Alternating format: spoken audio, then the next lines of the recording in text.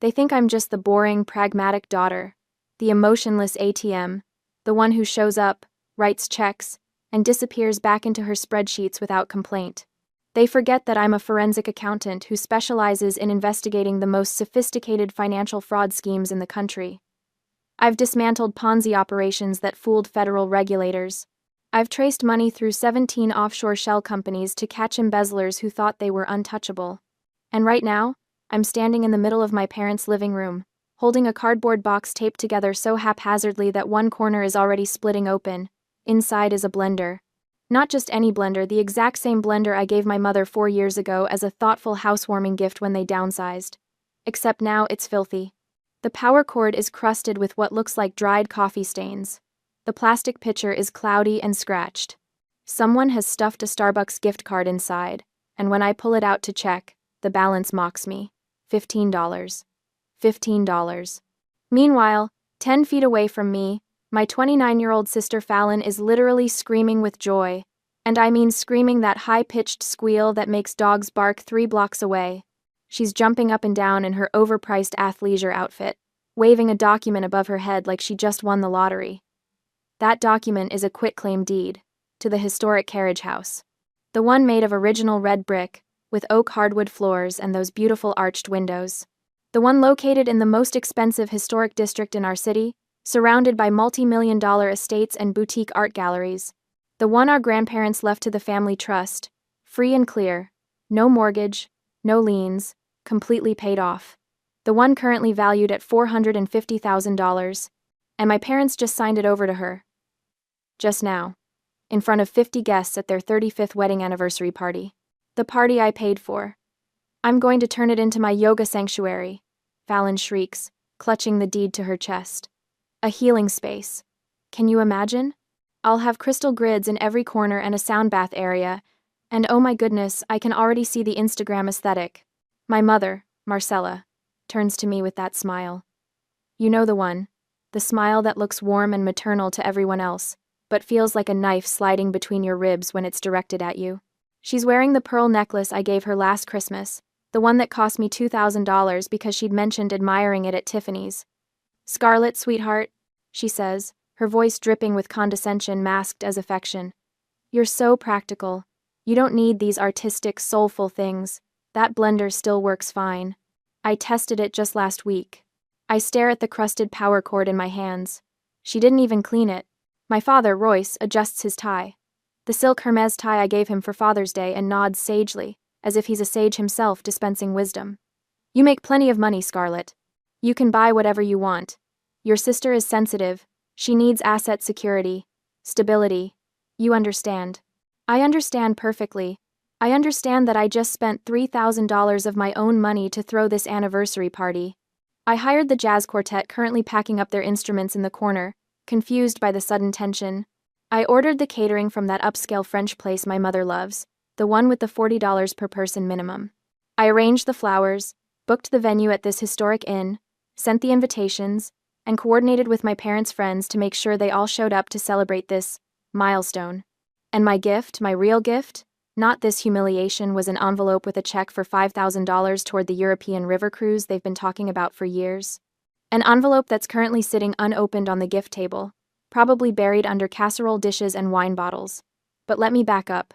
Let me tell you exactly how we got here, because this moment, this perfect storm of disrespect and favoritism, didn't come out of nowhere. This has been building my entire life. 2 hours earlier, everything seemed fine. Well, as fine as things ever are in the Kingsley family. I arrived early to make sure the setup was perfect. Sterling, my fiancé, came with me, carrying the gift bag with the cruise check and a leather-bound photo album. I'd spent weeks assembling pictures from my parents' wedding, old family vacations, their life together. Sentimental and expensive, just the way Mom likes her gifts. You sure about all this? Sterling asked as we walked in, his hand warm on the small of my back. He's a corporate lawyer, 6'2" with dark blonde hair and the kind of steady presence that makes you feel safe. He's also the only person in my life who's ever questioned whether I should keep trying so hard with my family. It's their 35th anniversary, I said, smoothing down my navy dress.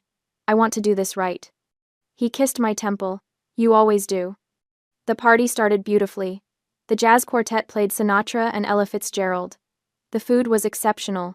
People kept complimenting the brie crude and the herb-crusted salmon. My parents held court in the center of the room, accepting congratulations and well wishes, looking exactly like the picture-perfect couple they've always presented to the world. Fallon showed up 40 minutes late, of course, making an entrance in a flowing white dress that probably cost more than my monthly car payment. She's always had that gift, the ability to walk into a room and make it revolve around her. She's beautiful in that effortless way some people are, with long dark hair and the kind of bone structure that photographs well. Which is good, because photographing herself is essentially her full-time job. Or it was supposed to be. The influencer career never quite took off the way she'd planned. Last I'd heard, she had maybe 8,000 followers, most of them probably bots. But that doesn't stop her from treating every moment like it's content for her non-existent brand. She air-kissed me, not even touching my cheeks, just making the sound near my face, and immediately started circulating, phone in hand, taking selfies with the floral arrangements I'd ordered. I should have known something was wrong when Dad clinked his glass halfway through dinner. "Can I have everyone's attention?" he called out, standing up with that broad smile he uses when he's about to make an announcement. Mom stood beside him, her hand on his arm, both of them glowing with whatever secret they were about to reveal. My stomach tightened, but I told myself it was nothing. Maybe they were renewing their vows. Maybe they were announcing the cruise I'd just funded. Maybe. "Marcella and I have been thinking a lot about legacy lately," Dad said, his voice carrying that practiced, authoritative tone.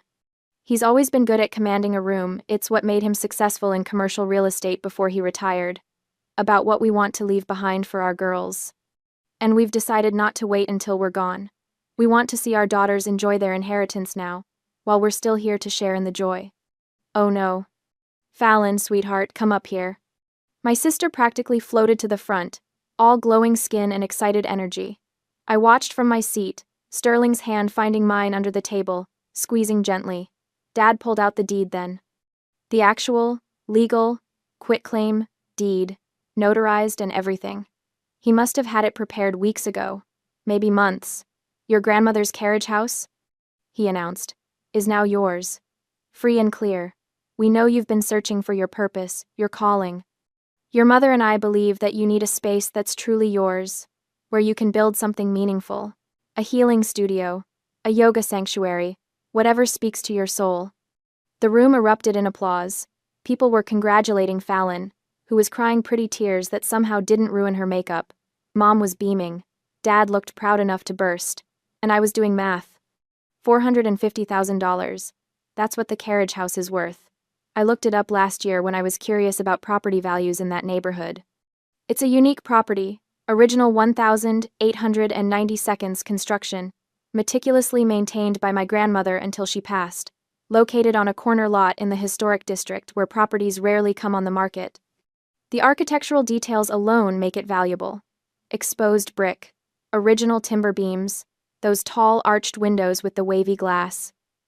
Fallon, who has never held a job for more than 6 months. Fallon, who still asks Mom to make her doctor's appointments. Fallon, who literally called me last year to ask how to file taxes. They just gave her a $500,000 asset. "Scarlett, honey, come here."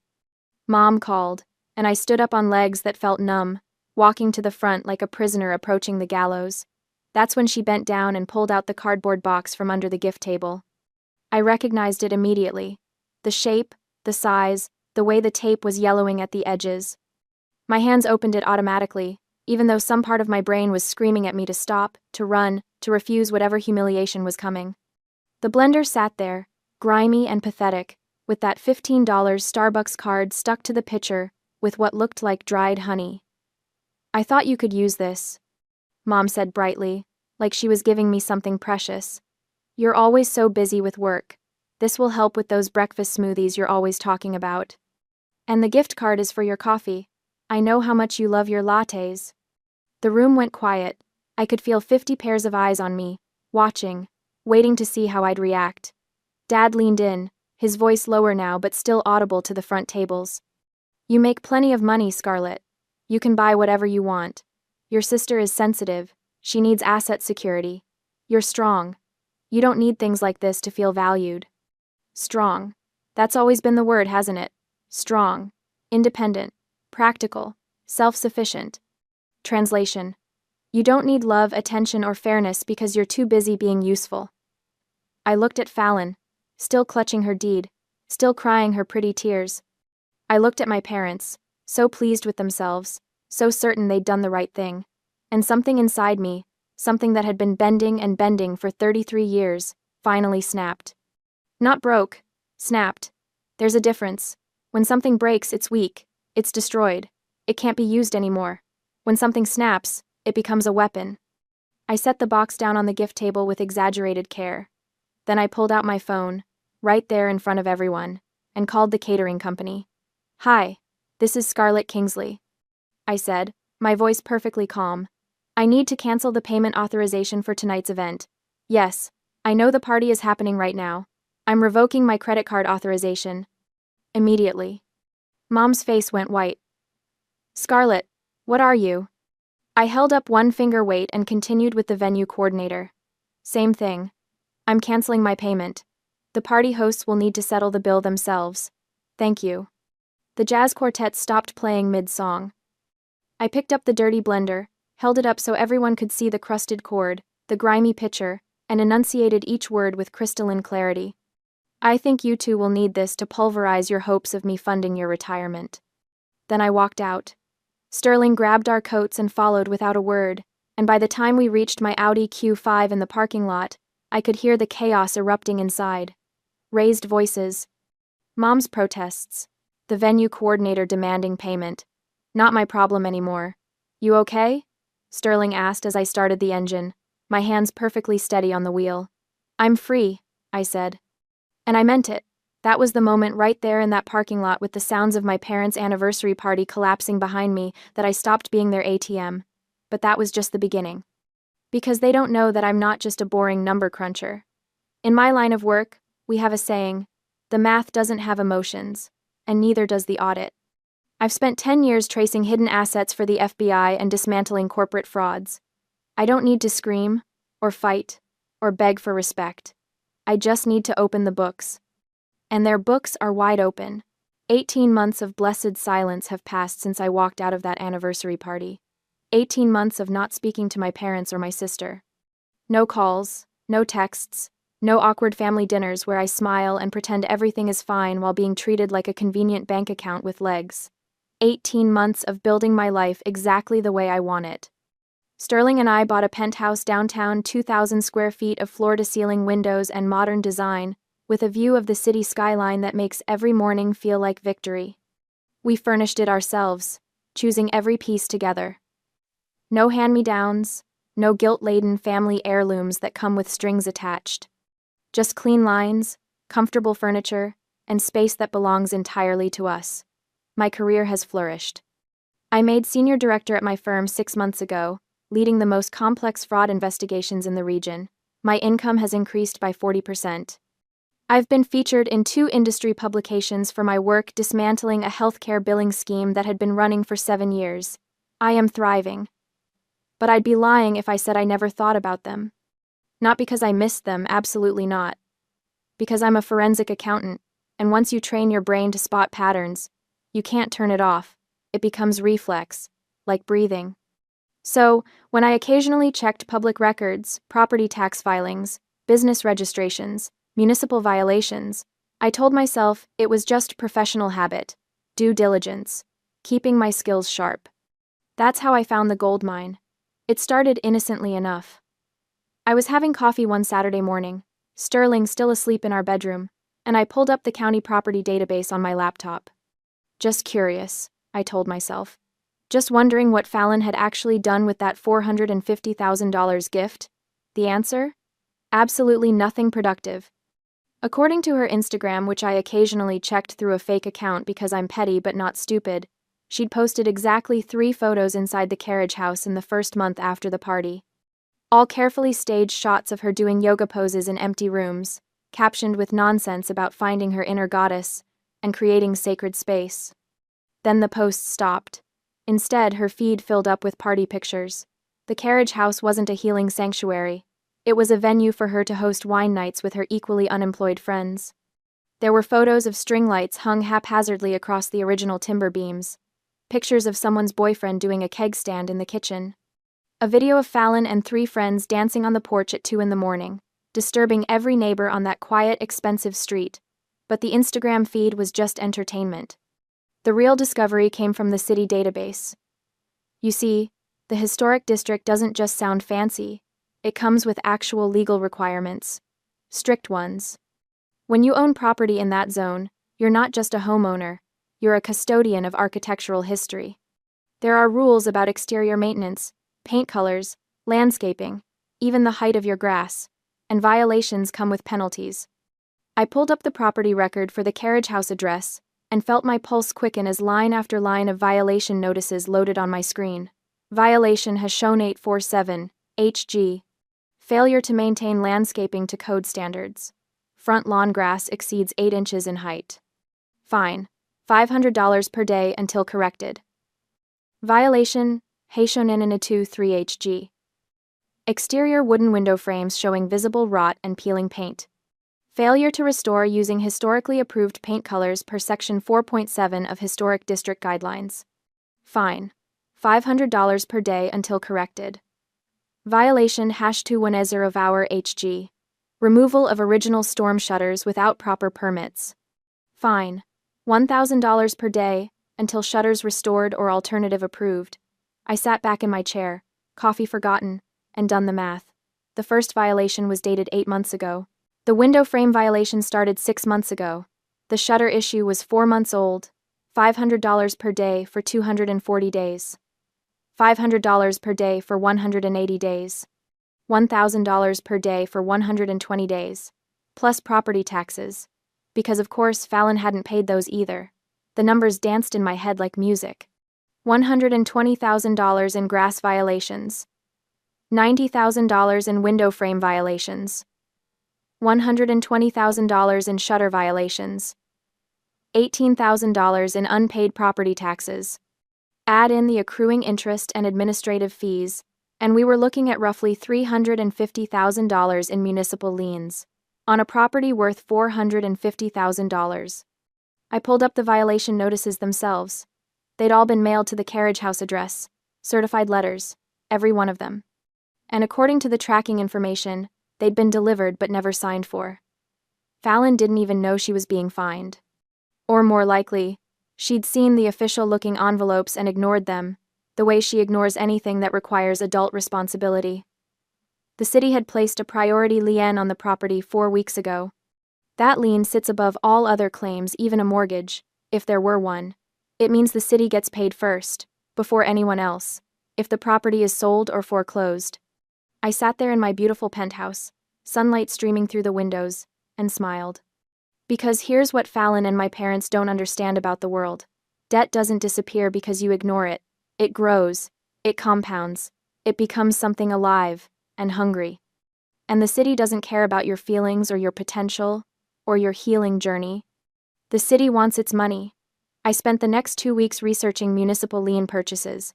It's not as common as buying defaulted mortgages, but it's legal, and it's powerful. When someone fails to pay city fines or taxes, the municipality can sell that debt to private investors to recover the money immediately. And once a private investor owns the lien, they have extraordinary power. They can foreclose, they can force a sale, they can negotiate settlements, they can make someone's life very, very difficult. I formed the LLC on a Tuesday. M-A-R-S, capital, LLC, standing for Municipal Asset Recovery Services. Registered in Delaware for privacy, with a local agent address that couldn't be traced back to me. It sounded boring, bureaucratic, and completely official. On a Monday, I called the city's revenue department. I'm interested in purchasing the municipal liens on a property in the historic district. I said, all business, no emotion. What's the process? 3 days later, after some paperwork and a wire transfer of $348,750, every penny of accumulated fines, penalties, interest, and unpaid taxes, I owned the debt, all of it. The city was thrilled. They got their money immediately, instead of spending years trying to collect from Fallon through court proceedings. And I got leverage. Complete, total, crushing leverage. The carriage house my sister had been given, the asset worth $450,000 that was supposed to provide her with security, was now effectively mine. She just didn't know it yet. I told Sterling that night, showing him the documentation over dinner at our dining table. He studied the papers, his lawyer brain processing the implications, and then looked up at me with something like awe. "You bought your sister's debt." "I bought the city's debt," I corrected. "My sister just happens to be the one who owes it. She's going to lose the house. Only if she can't pay me back $348,750, plus the interest I'm legally entitled to charge as the lien holder."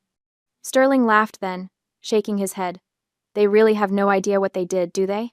Giving a $500,000 asset to someone who can't even remember to pay property taxes." "No," I agreed, refilling my wine glass. "They have no idea." But I wasn't ready to make my move yet. This wasn't about revenge in the hot, impulsive sense. This was about strategic consequence. About teaching a lesson that would actually be learned. So I waited. I watched the carriage house deteriorate further through public records and occasional drive-bys. The grass grew taller. The window frames got worse. Fallon continued posting Instagram photos from expensive brunch spots and weekend trips, apparently funded by whoever was enabling her this month. Probably my parents. I watched. I waited. I let the trap sit there, perfectly constructed, ready to spring. Because I knew with the certainty that comes from 33 years of being underestimated, that eventually, they would need me again. They always need me again. And when they came calling, when they inevitably reached out with their hands extended and their expectations enormous, I would be ready. Not with a checkbook this time. With consequences. The call that finally broke the silence came on Wednesday evening next week. Sterling and I were cooking dinner together. He was handling the pasta while I prepped a salad when my phone buzzed on the counter. I glanced at the screen and felt my stomach tighten. Aunt Ramona. She's my father's younger sister, and the only person in my extended family who's ever acknowledged that the way my parents treat me is fundamentally wrong. She's called me out of the blue maybe 3 times in the past year, usually just to check in, to make sure I'm okay, to remind me that I'm not crazy for keeping my distance. I answered on speaker. "Hey, Aunt Ramona." "Scarlett, honey." Her voice was tight with stress. "I'm at City Hospital. Your father is in the ER." My hand froze over the cutting board. Sterling looked up sharply. "What happened?" "Your mother says it's a heart attack. They brought him in about 40 minutes ago. She's not handling it well. She asked me to call you." Of course she did. Mom would never call me directly. That would require admitting she needs me. "Is he stable?" I asked, my forensic accountant brain automatically organizing the situation into facts and data points. "The doctors are running tests now. Scarlett, I think you should come. Whatever has happened between you and your parents, if something happens to your father." "I'll be there in 20 minutes, I said, and ended the call. Sterling had already turned off the stove. "I'm driving." "You don't have to." "Scarlett." He took my face in his hands, his gray eyes serious. "I'm driving.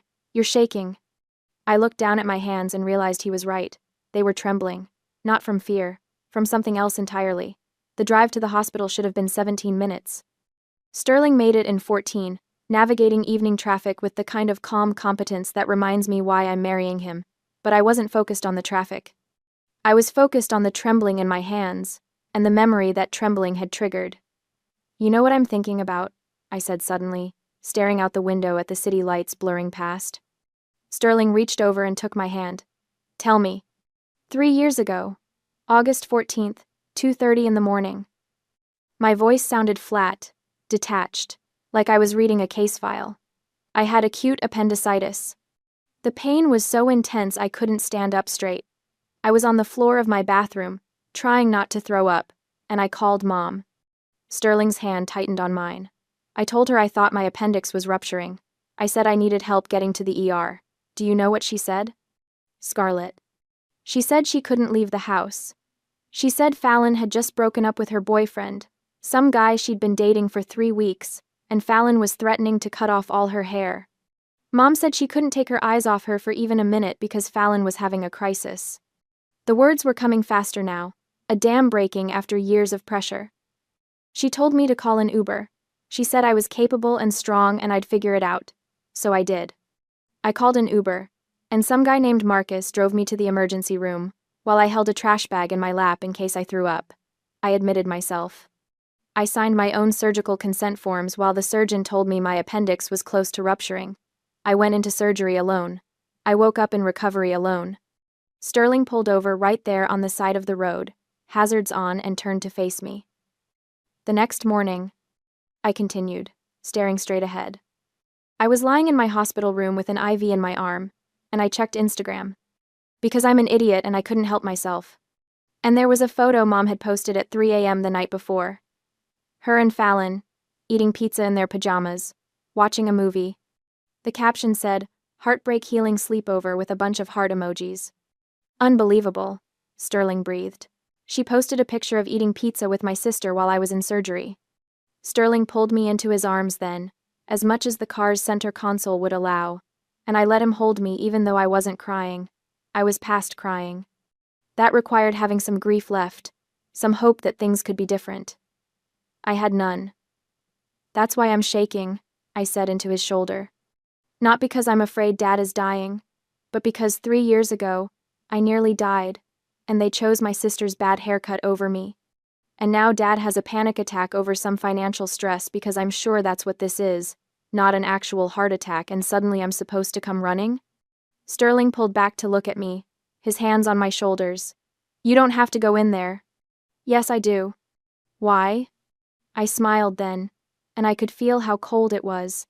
Because they're about to find out that the financial stress isn't random bad luck. And I want to see their faces when they realize who's been holding the knife all along. Sterling studied me for a long moment, and I wondered if he'd try to talk me out of it, try to convince me to take the high road, be the bigger person. All those exhausting platitudes people use when they want you to accept mistreatment gracefully. Instead, he kissed my forehead and said, "Then let's go teach them what consequences look like." That's why I'm marrying him.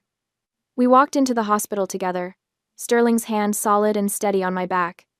The automatic doors slid open, bringing the smell of antiseptic and anxiety that all hospitals share. The fluorescent lights made everything look washed out, surreal. I knew exactly where to go: the VIP waiting room, 3rd floor. Of course they'd be in the VIP section. My parents would never wait with the common people, even in a medical emergency. The elevator ride took forever and no time at all. When the doors opened on the 3rd floor, I heard my mother's voice before I saw her. And she won't even answer her phone. I've called 6 times. 6. After everything we've given her, after we raised her, fed her, paid for her education. Aunt Ramona's voice cut through, tired and firm. "Marcella, maybe she didn't answer because you haven't spoken to her in 18 months except to..." There she is. Mom had spotted me. She came rushing down the hallway, her hair slightly disheveled, mascara smudged under her eyes. She was wearing the cashmere cardigan I'd given her 2 Christmases ago. She reached for me like she was going to hug me, and I stepped smoothly to the side, letting her momentum carry her past me. Sterling moved subtly to block her from trying again. "How's Dad?" I asked, my voice professionally neutral. "Oh, now you care?" Mom's grief transformed instantly into anger. "Now you decide to show up? After abandoning your family for over a year? After humiliating us at our anniversary party? After..." "Marcella." Dad's voice came from the waiting room doorway. He looked pale but steady, standing on his own 2 feet. "That's enough." Not an actual heart attack then, just as I'd suspected. I walked past my mother without another word and faced my father. "What did the doctors say?" He had the grace to look slightly embarrassed. "Panic attack. Stress-induced. They want to keep me for observation overnight, but I'm fine." "Good," I said. "Then I'll be going." "Wait." He held up a hand. "We need to talk. About Fallon. About the house." There it was, the real reason for the emergency call. I looked at Aunt Ramona, who gave me a small, apologetic shrug. She'd been used as bait, and she knew it. 5 minutes, I said, in private. Dad nodded and gestured to a smaller consultation room off the main waiting area. Sterling started to follow me, but I squeezed his hand. "Wait here. I'll be fine." "You sure?" "I'm sure. Because this wasn't about needing protection. This was about watching them walk into the trap I'd built, and I wanted to see every second of it with perfect clarity. I followed my father into the consultation room, and Mom rushed in behind us before I could close the door. Typical. The room was small, clinical, with 2 chairs and a small couch. Medical pamphlets lined a rack on the wall. Dad sat heavily in one chair. Mom perched on the couch's edge, her hands twisting together. I remained standing. "So," I said, "what's the crisis?" For a moment, neither of them spoke. Dad looked at Mom. Mom looked at her hands. The silence stretched taut, and I let it. I've learned from interrogating fraud suspects that people will say anything to fill an uncomfortable silence. They'll confess to things you didn't even know to ask about. Finally, Mom broke. "The house," she said, her voice cracking. "Fallon's house. The carriage house. We're going to lose it." I raised an eyebrow. "How unfortunate." "Unfortunate?" Mom's head snapped up, her eyes flashing. "Is that all you have to say? Your sister is about to lose everything because of some technicality, some ridiculous city fines, and all you can say is unfortunate? What would you like me to say?" "That you'll help." She stood up, taking a step toward me. "That despite our differences, you'll still do the right thing for family. Scarlett, they're going to foreclose. Some company called MARS Capital bought all the debt. They sent a letter yesterday saying, Fallon has 30 days to pay the full amount, or they're taking the house." I felt a thrill run through me, not guilt, not shame, but pure satisfaction. They'd received my letter. "How much does she owe?" I asked, keeping my face carefully neutral. Dad cleared his throat. "With the accumulated fines, the property taxes, and the interest this company is charging, it's approximately $348,000. That's quite a bit." "It's devastating," Mom said, tears starting to flow now. "Real ones this time, not the pretty crying she does for effect. We tried to pay it ourselves, but we don't have that kind of liquid cash. We'd have to sell our house, and we're too old to start over, and Fallon certainly doesn't have it. She's been struggling, trying to find her path." "Partying," I corrected calmly. "She's been partying. I've seen the Instagram posts." Mom's mouth tightened. "She's young. She's figuring things out, but she doesn't deserve to lose her home because of some bureaucratic nonsense about grass height and paint colors. It's insane that the city can charge so much for." "The city isn't charging it anymore," I said. MARS Capital is. They bought the debt, and as the new lien holder, they have every legal right to foreclose if the debt isn't paid. "We know that," Dad snapped, some of his old authority creeping back into his voice. "That's why we need you to pay it." The words hung in the air like a grenade with the pin pulled. "Excuse me?" Mom rushed forward again. "Scarlett, please. I know we've had our issues. I know you felt hurt by the anniversary gift situation, but surely you can see past that now. This is family. This is your sister's future. You have the money, you've always had money. You make twice what your father made at your age. A few $100,000 is nothing to you." $348,750, I said precisely. "Plus ongoing interest accrual. That's not a few $100,000. That's more than most people make in 7 years." "But you're not most people," Dad said. He stood up slowly, pulling out his card about patriarchal wisdom. "You're a Kingsley, and Kingsleys take care of family. Your grandfather would be ashamed if he knew you were letting your sister lose the house he built." There it was. The guilt card, the family honor card, the invocation of the dead grandfather who'd actually liked me, unlike these two. I felt nothing. "Grandfather's house," I said softly, "that you gave to Fallon without even asking me. That you transferred to a 29-year-old with no job, no income, and no ability to maintain it. That you handed over at a party I paid $3,000 to throw, while giving me a dirty blender." "We've apologized for that," Mom said, though we all knew that was a lie. She'd never apologized. Neither of them had. "Have you? Well, we're acknowledging it now," she snapped, her fake sympathy cracking around the edges. "And what do you want, Scarlett? You want us to grovel? To beg? Fine. I'm begging. Please help your sister. She's young and foolish, yes, but she doesn't deserve to be homeless." "She won't be homeless. She doesn't live there." Mom's face flushed. "That's not the point." "What is the point, Mom?" I asked, my voice still calm, still detached. The point is that you want me to fix the consequences of your terrible decisions. Again. You gave a valuable asset to someone incompetent, and now that incompetence has come due. And instead of letting Fallon face the natural consequences of not paying her property taxes or maintaining her property, you want me to swoop in and make it all disappear. She's your sister, Dad said, his voice hard now, all pretense of warmth gone. Family helps family. Family. I tasted the word like poison. When was the last time this family helped me? When I was in surgery alone. When I needed a down payment on my first apartment, and you said no because you were funding Fallon's photography business that lasted 6 weeks? When I graduated top of my class and you missed the ceremony because Fallon had a yoga retreat? You never needed help, Mom said, and there was actual resentment in her voice now. Everything always came so easy to you. School, work, money. You never struggled like Fallon struggles. You don't know what it's like to be coddled? I interrupted. To be enabled? To be given everything and taught nothing? You're right. I don't know what that's like. I know what it's like to earn everything I have while watching my sister get everything for free. Dad's face was reddening now, his stress levels clearly rising again. This is getting us nowhere. Scarlett, bottom line, will you help or not? This was it. The moment.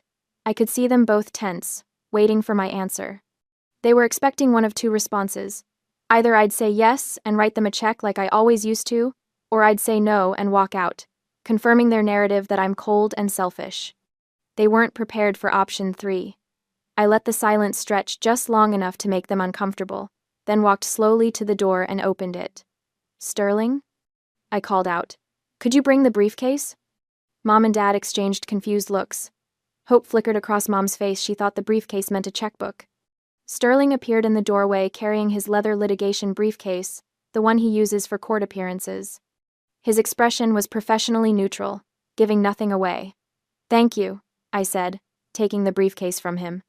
He gave my hand a quick squeeze before stepping back into the waiting room, though he left the door open. Aunt Ramona appeared behind him, curiosity clear on her face. I set the briefcase on the small table and opened it with deliberate slowness. You want my help? I said, not looking at them, focusing on the briefcase locks. You think I should just write a check for $348,750, plus interest, to save Fallon from her own negligence? Yes, Mom breathed. Yes, exactly. But, here's what you don't understand. I pulled out the first document. I've spent 18 months learning exactly how much damage financial irresponsibility can cause. I've watched that grandfather's house deteriorate because Fallon couldn't be bothered to cut the grass or maintain the window frames. I laid the document on the table. It was a printout of all the municipal violations, complete with photos the city inspector had taken. The overgrown yard, the rotting window frames, the missing shutters. Dad's face went pale as he looked at the images. I've watched her treat a $450,000 asset like a party venue, I continued, pulling out more documents. Instagram printouts, photos of beer cans on the historic porch, videos of her friends climbing on the original timber beams. Where did you get these? Mom whispered. Instagram is public, Mom. Anyone can see them, including the Historic Preservation Board, who I'm sure would be fascinated to see how Fallon has been treating this protected property. I pulled out the next stack. Property tax records, violation notices, the escalating fines. Fallon received 17 certified letters from the city, I said. 17 warnings that she was in violation. 17 chances to correct the problems before the fines became catastrophic. She ignored all of them. She didn't know, Mom started. She didn't care, I corrected. There's a difference. And now the bill has come due. I pulled out the final document, the one I'd been building to. The M.A.R.S. Capital LLC purchase agreement with the city. This, I said, laying it carefully on top of the pile, is the proof that someone bought Fallon's debt from the city 3 months ago. All $348,750 of it. Dad reached for the document, his hands shaking slightly. His eyes scanned the legal text, the transaction details, He stopped breathing. What? Mom demanded. What is it? But Dad had found it, right there in the corporate registration documents I'd helpfully included. M.A.R.S. Capital LLC, registered agent, Sterling J. Bennett, attorney at law. Officers of the corporation. You, Dad whispered, looking up at me with something I'd never seen in his eyes before. Fear. You bought the debt. Your MARS capital. Mom's face went through a rapid series of expressions: confusion, realization, horror, rage. You're foreclosing on your own sister? Her voice was shrill enough to carry into the waiting room. I'm not foreclosing on anyone, I said calmly. I'm simply the lien holder. Fallon can pay the debt, and the house is hers to keep. She just needs to come up with $348,750, plus the ongoing interest that accrues at the legally allowable rate of 12% per annum. That's over $40,000 a year in interest alone, Dad said. Yes, that's how debt works. This is insane, Mom said, her voice rising. You're destroying your sister out of spite. Over a blender. You're willing to take everything from her because we gave you a used blender instead of a house worth $450,000? I smiled. No, Mom. This isn't about the blender. The blender was just the moment I realized who you people really are. This is about consequences. Natural, legal, appropriate consequences for 18 months of negligence and entitlement. So, you're just going to take the house, Dad said flatly. I don't want the house. I want Fallon to pay her debts like an adult. She can't. Then she'll lose the house. That's how it works when you don't pay your bills. Mom made a sound like a wounded animal. You evil, ungrateful. Actually, I interrupted, I'm prepared to make an offer. They both froze. I reached into the briefcase one more time and pulled out a document Sterling had prepared yesterday. A settlement agreement, printed on proper legal letterhead, with signature lines and everything. I will forgive the debt entirely. I said. All $348,750. Fallon keeps the house, free and clear, and I'll transfer the lien release documents as soon as this agreement is executed. Hope blazed across both their faces. However, I continued, there are conditions. What conditions? Dad asked warily. I held up the agreement so they could see the terms clearly. First, Mom and Dad, you will pay me back the $80,000 you've borrowed from me over the years. Every emergency loan you never paid back. Every time you asked me to cover something and promised to repay me next month. I have records of every transaction. That payment is due within 90 days. Mom's mouth opened, but nothing came out. Second, you will sell your house, your primary residence, and use the proceeds to pay me that $80,000, plus pay off your own debts. I know you're underwater on your credit cards and behind on your own property taxes. You'll use the remaining money to move into something you can actually afford. A rental, perhaps. Something modest. You can't be serious, Dad said. I'm extremely serious. You gave away a $450,000 asset to someone who couldn't maintain it while asking me to fund your retirement. Those decisions have consequences. You'll downsize, pay your debts, and live within your means like everyone else in the world. And if we refuse? Mom asked, her voice venomous. I shrugged.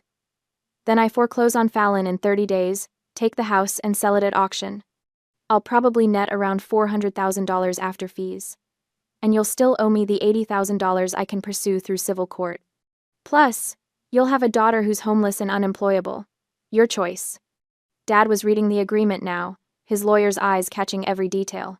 This also requires Fallon to get a job, he said. Any job. Within 60 days. Yes, she needs to demonstrate that she's capable of supporting herself like an adult. The job just has to be documented. Employment taxes, pay stubs, the works. She'll never agree to this, Mom said. Then she'll never get to keep the house. Those are the terms. I placed the agreement on the table between us, along with a pen.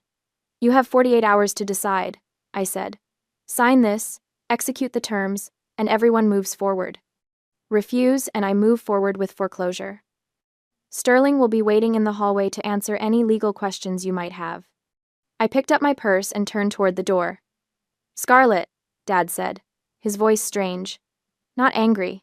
Something else. When did you become this cold? I looked back at him, at both of them, sitting in that sterile consultation room surrounded by evidence of all their failures. I'm not cold, I said quietly. I'm just done being warm for people who'd rather burn me for heat than build their own fire. And I walked out, leaving them with the agreement, the evidence, and the choice. Sterling was waiting for me, his hand immediately finding mine. How'd it go? He asked quietly. The trap is sprung, I said. Now we wait to see if they're smart enough to take the exit I'm offering. 48 hours passed in silence. When the deadline arrived, my parents didn't ask to meet at their house. They requested a meeting in the hospital cafeteria, since Dad had been discharged but was waiting for final prescriptions. Neutral ground, public, safe. They were sitting at a small round table when Sterling and I arrived. Fallon was there too, wearing large sunglasses and looking bored, scrolling through her phone. Mom and Dad didn't look defeated, though. They looked oddly confident. Dad had a folder in front of him, not the one I gave him, but a new one. We're glad you came, Dad said, gesturing to the empty chairs. He didn't stand up. Do you have the signed agreement? I asked, remaining standing. We have an agreement, Dad corrected, tapping the folder. A counteroffer. We've reviewed your terms, Scarlett, and frankly, they're draconian. We are willing to pay back the $80,000 over a 5-year period. But we will not be selling our home. That is non-negotiable. And requiring Fallon to get a menial job is just vindictive. Mom nodded, crossing her arms. We're your parents, not your tenants. You can't just order us to sell our property. And if you try to foreclose on the carriage house, we've spoken to a lawyer friend. He says we can tie this up in probate court for years. It's a family dispute. Judges hate these things. You'll spend more on legal fees than the debt is worth. They stared at me, smug and self-assured. They thought they had called my bluff. They thought the worst I could do was a civil lawsuit. I looked at Sterling. He didn't smile, but his eyes were dancing. Actually, I said, my voice cutting through the cafeteria chatter like a blade through silk. There's something we need to discuss before we talk about civil court. I reached into my bag and pulled out a manila folder. I didn't slam it down. I placed it gently on top of Dad's counter-offer. Do you remember this? The quitclaim deed you had me sign? Mom frowned. What does that have to do with anything? Let me refresh your memory. I flipped it open. Line 37. Declared property value. $25,000. That's what you put down to avoid gift tax implications. Dad waved a hand dismissively. That's standard practice. Everyone does that. Everyone commits tax fraud? I tilted my head. Interesting defense strategy. It's not fraud, Dad scoffed. It's creative accounting. The IRS disagrees, I said. You see, the problem is that the carriage house isn't worth $25,000. It never was. The market appraisal, the one I had done 3 months ago, by a certified independent appraiser values that historic property at $450,000. I let the number hang in the air. That is a $425,000 gap, I continued, my voice dropping to a dangerous whisper. Which constitutes major tax fraud under federal law. IRS Code Section 7201. Willful attempt to evade tax carries a penalty of up to 5 years in federal prison and fines up to $250,000 per person. The smugness evaporated from their faces instantly. Dad's hand froze on his folder. Fallon looked up from her phone, sunglasses sliding down her nose. You wouldn't... Mom stammered. You threatened to tie me up in court for years, I said coldly. You thought this was a civil dispute about a debt. It's not. This is a criminal matter waiting to happen. Sterling stepped forward, his voice low and professional. Here is the reality facing you right now. If Scarlett proceeds with foreclosure, the deed becomes part of the public court record. The IRS monitors foreclosure filings for exactly this kind of discrepancy. They will audit you. They will find the fraud. And given the amount, they will prosecute. However, Sterling continued, if the settlement agreement Scarlett provided 2 days ago is signed unaltered, the lien is released. There is no foreclosure, no public filing. The deed remains internal. I slid my original agreement across the table, covering their pathetic counter-offer. So, I said, you have 2 choices. Option A, you stick to your counter-offer, I foreclose, and you explain to a federal judge why you lied about $425,000 in assets. Option B, you sign this. Right now. You sell your house, pay me back, and Fallon gets a job. Dad looked at the document, then at me. He looked older than he had 2 days ago. He realized, finally, that he wasn't negotiating with his daughter. He was negotiating with an auditor who had found the one error he couldn't hide. "You'd really send us to jail?" he whispered. "You'd really rob me to fund her?" I countered, pointing at Fallon. "Sign the papers, Dad." He picked up the pen. His hand was shaking. He signed. Then he pushed it to Mom. She was crying silently, but she signed too. "You're a monster," Fallon hissed. "This is blackmail." "No, Fallon," I said, taking the signed papers. "Blackmail is illegal. This is just an audit." I checked the signatures. "Perfect. You have 90 days to list the house," I told them, putting the folder back in my bag. "And Fallon, start updating your resume. I hear Starbucks is hiring." I turned and walked out of the cafeteria without looking back. Sterling fell into step beside me. "That went well," he murmured. "It went exactly as calculated," I said. And for the first time in 18 months, I didn't just feel free. I felt finished. 2 months crawled by like years in reverse as I watched the final phase of my plan unfold. I tracked everything with the obsessive precision that made me excellent at my job. The realtor's listing went live in week 1, open houses in week 3, multiple offers by week 5. Dad and Mom accepted a cash offer in week 7, 10,000 below asking, but they were desperate and it showed. The closing happened on a gray Tuesday morning. At 10:47 a.m., my phone buzzed with a bank notification. Wire transfer received, $80,000. I stared at that number for a long moment. $80,000. Every penny I'd given them over a decade, returned in full. It should have felt like victory. Instead, it felt like the end of a chapter I'd been trying to close for 18 months. But the book wasn't finished yet. I picked up my phone and dialed Sterling. "It's done. They paid." "Congratulations," he said warmly. "How do you feel?" "Like I have one more thing to do."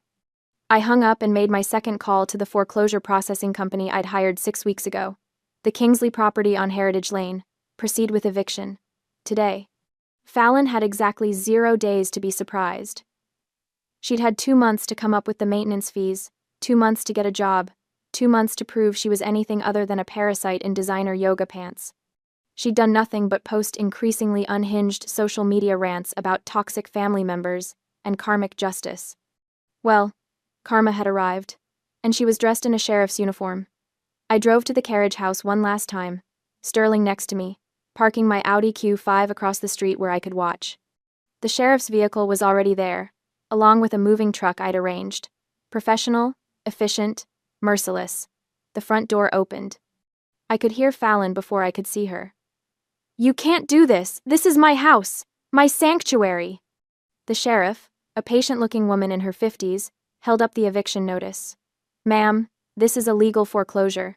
You have 10 minutes to collect personal items. Everything else stays." "No! No!" Fallon's voice climbed to a shriek. "Call my sister! She can't do this! Mom and Dad already paid her back. She got her money." I stepped out of my car and walked toward them slowly, deliberately. Fallon's eyes locked onto me, and the expression on her face was somewhere between betrayal and pure rage. "You!" She lunged forward, but the sheriff blocked her with one arm. "You evil witch! They paid you everything, everything." I stopped at the bottom of the porch steps, looking up at my sister, my baby sister, who I'd once protected from bullies in middle school, who I'd taught to ride a bike, who'd asked me to braid her hair before her first dance. "That money," I said calmly, "paid for your sister's past. This house pays for your laziness." "What are you even talking about?" Fallon screamed. "I needed time to build my brand. You knew that. Everyone knew that." "You had 18 months, I replied. "You could have gotten a job. Any job. Minimum wage at a coffee shop would have covered the maintenance fees, but you didn't. You threw parties and posted pictures and lived in my house like you owned it." "It was mine. They gave it to me." "No," I corrected. "They tried to, but they never actually owned it, did they? Not free and clear. And when they couldn't pay the fines, the city took priority. And when I bought that debt, I took priority. You're not being evicted from your sanctuary, Fallon. You're being evicted from mine. The sheriff gestured to her deputy. Ma'am, your time's up. Let's go. This isn't over, Fallon shrieked as they escorted her down the steps. I'll sue you. I'll ruin you. I'll tell everyone what you did. Please do, I said pleasantly. I'm sure your 73 Instagram followers will be devastated. She tried to lunge at me again, but the deputies had her now, walking her firmly toward the street where a taxi was waiting, also arranged by me. I wasn't completely heartless. She wouldn't be homeless. She'd just be Mom and Dad's problem, in their tiny rental apartment. The thought made me smile.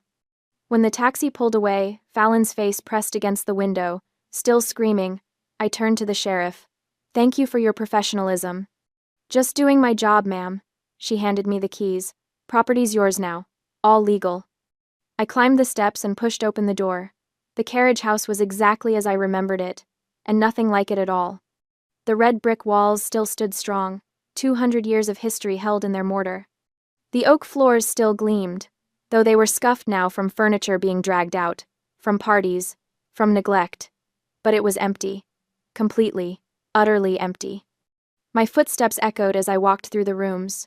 The living room where Fallon had held her ridiculous influencer gatherings. The kitchen where she'd never cooked a single meal. The yoga studio she'd created in what used to be the library.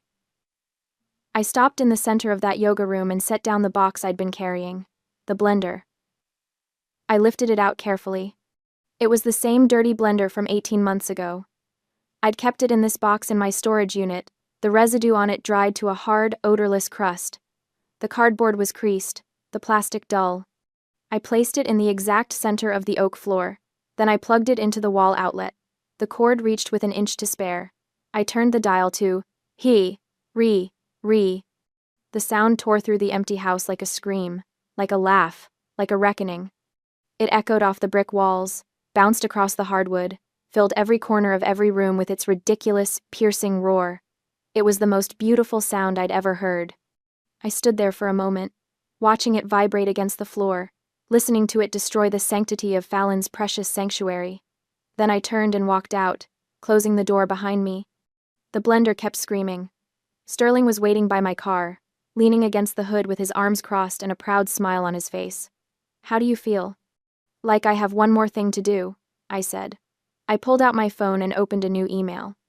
The recipient field automatically populated, tips@irs.gov. Scarlett, Sterling said carefully. You don't have to. Yes, I do. I started typing, my fingers moving with practiced efficiency. Professional ethics won't let me ignore it. $450,000 versus $25,000? That's not a rounding error. That's deliberate fraud. I paused for a moment, thinking about the settlement agreement in Sterling's briefcase.